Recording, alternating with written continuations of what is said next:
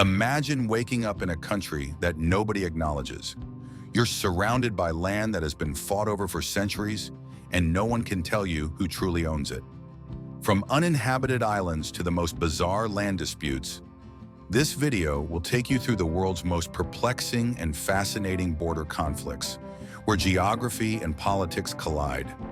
Welcome to a journey that will reveal the hidden stories behind disputed territories around the globe. Places you might have never heard of, yet they've been the center of wars, treaties, and decades-long standoffs. These territories have shaped history and politics in unexpected ways.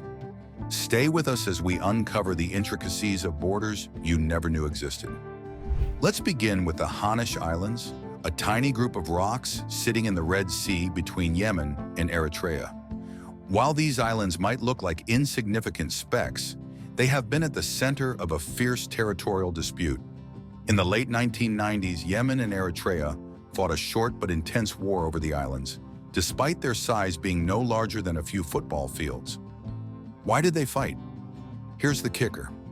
These islands are situated in a crucial shipping route, making them incredibly valuable for maritime traffic.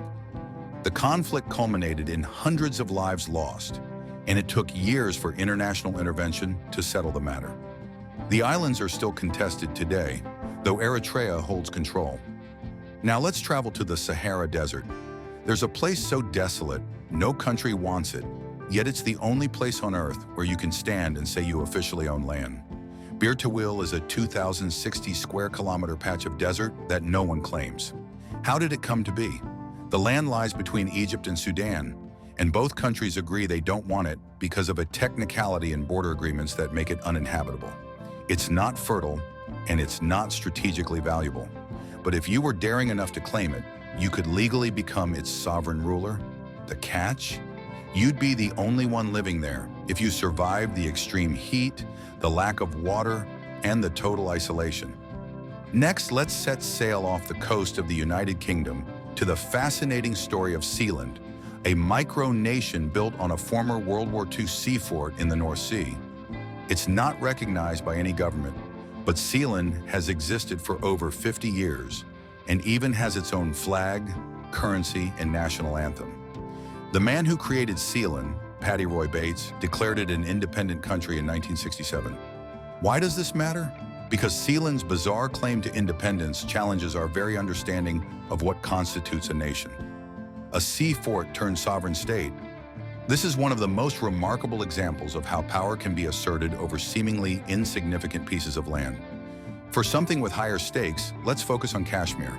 This region, located at the northern borders of India, Pakistan, and China, has been a flashpoint for conflict since the 1947 partition of India. Since then, it has been a source of tension, wars, and diplomatic maneuvering between nuclear-armed nations.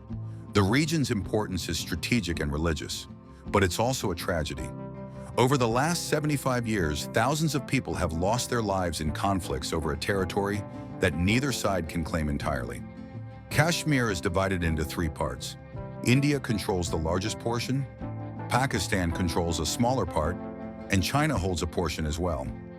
Yet none of the countries fully control the region, leaving it in a constant state of political uncertainty. The only continent on Earth with no native human population is also one of the most unique places on Earth when it comes to territorial disputes. Antarctica is covered by the Antarctic Treaty System, which prevents any military or territorial claims. However, several countries lay claim to portions of the frozen continent, including Argentina, Australia, Chile, and the UK. The treaty prevents any real conflict over Antarctica, but its mysterious status as a shared land of peace gives rise to fascinating discussions about how we view land ownership and governance in extreme environments. From the no-man's land of Bir Tawil to the high-stakes geopolitical chess game in Kashmir, these territories illustrate how borders are more than lines on a map. They're fluid, contentious, and at times absurd.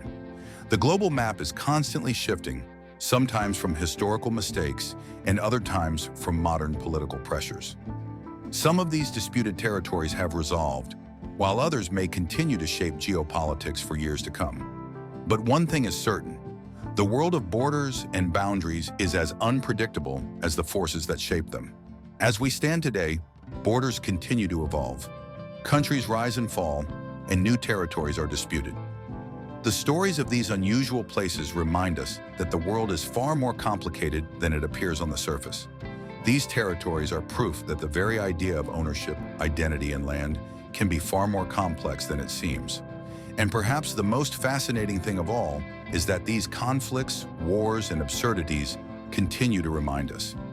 In a world where everyone seeks to define boundaries, sometimes the most unexpected places hold the most interesting stories.